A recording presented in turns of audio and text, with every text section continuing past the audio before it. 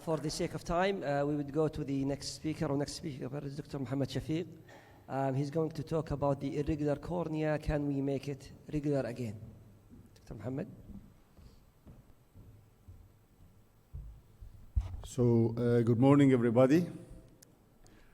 They asked me to address the topic that I love more because I'm working in the field of irregular cornea for more than 20 years now, and I have a constant ESCRS course on the podium of the ESRS for more than 11, no, not really, it's 15 years now because it started in the year 2008.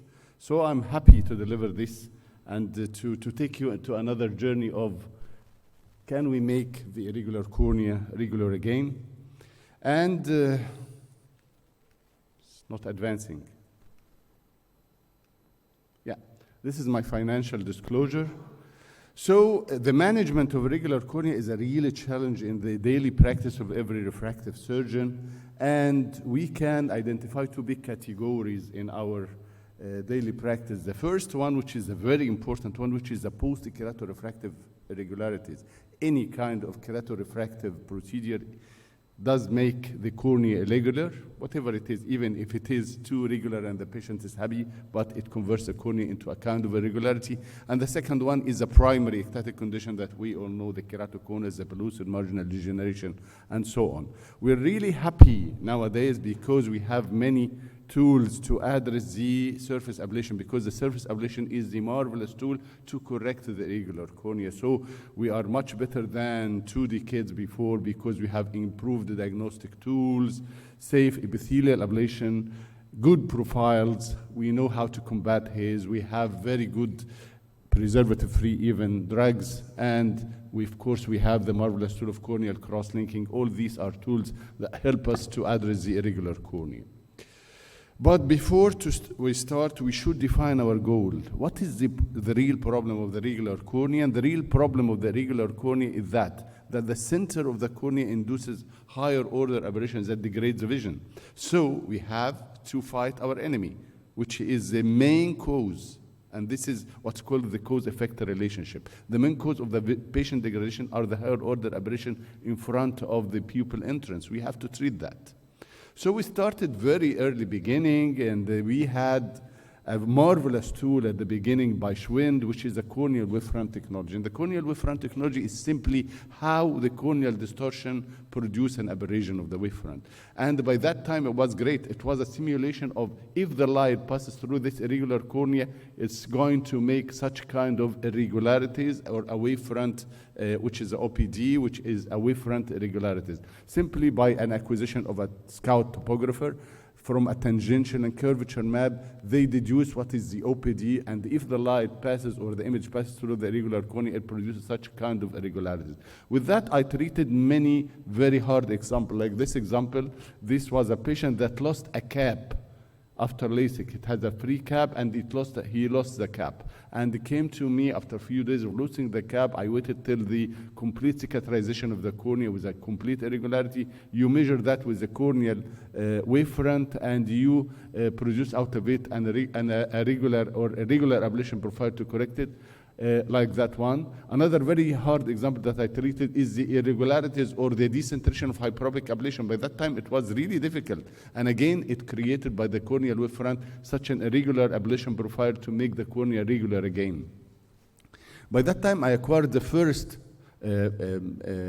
aberrometer in the Middle East in the 2003, but it was short of reading the irregular cornea because it did not produce a reliable and repeatable map, which was a Wavescan. But by the year 2012, the introduction of the high definition aberrometer was a real breakthrough because it allowed to read all irregular corneas and to address them. And we made, among my team, a pilot study of many types of irregular cornea. I'm going to show you, this was published in 2015, and I'm going to show you a very good example. The hardest example of them, the cornea after RK, and irregular cornea after RK like that, was very hard to be treated, but you can read them with the high definition aberrometer. You generate out of them an irregular ablation profile to address them. And you remove the epithelium with an Amiles brush, which I love very much. You do the PRK guided by or powered by the iris pattern registration, which guarantee that the beam of laser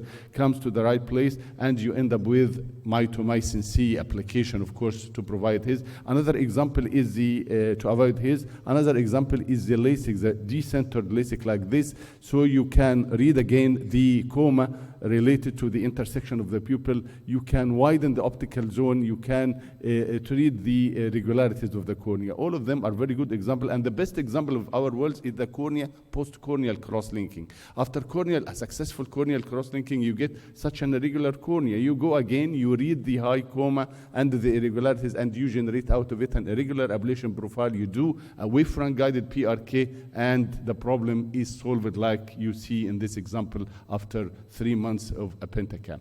I published my protocol. I changed the protocol to be post or a sequential wavefront-guided PRK after doing the corneal cross-linking. And this was a paradigm shift, because by that time, everybody was doing the Athens protocol. No, I'm not doing the Athens protocol. I cross-link the cornea first for a year.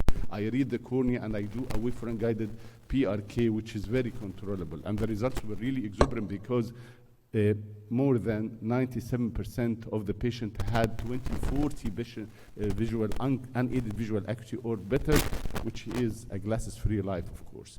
But the future carries a lot of expectations, because we are now in the future. For example, the MS39, which is a very marvelous tool to define the irregular cornea, can subtract, like in this example, this is the tangential map, and this is the epithelial mapping. It can subtract the epithelium and give you what is called the stromal elevation, or a stromal map. So you can do your PRK or your surface ablation based on stromal mapping, and this is a dream, and it will come true soon. Another thing is the ray tracing. We know very well from yesterday, I explained that ray tracing is a better technology of reading the wavefront than the Hartmann check sensor. Nowadays, IVIS technology is providing a marvelous tool again, which an eye trace to read the irregular cornea, and by the Precise U2, and to generate out of it a marvelous ablation profile to mimic the ideal model or the ideal shape that it is proposed by the technology. And the last project is a project by Professor Barikaris. We know all of us, that Professor Barikaris was the inventor of LASIK, and he's now working on a project which is called the FEM2 second laser intrastromal refractive modulator, which is an irregular lenticule. Instead of doing a smile, is an irregular lenticule. Simply, he docks the cornea, the irregular cornea, with a gel, very similar to the cornea in its property. He makes the first cut, and then he removes the gel and makes the second cut, which will be an irregular cut. The first one will be regular, and the lenticule, the resultant lenticule, will be an irregular lenticule to treat the irregular cornea. So it is a kind of progression towards the treatment of irregular cornea. This is my last presentation in this meeting. I really enjoyed it, and I really enjoyed the meeting. The first edition of the meeting, it was 2016, when we started to do a door with cornea and refractive. I thank you very much for your listening, and I thank the organizing committee for inviting me. And this is my beautiful city of Alexandria. Thank you very much.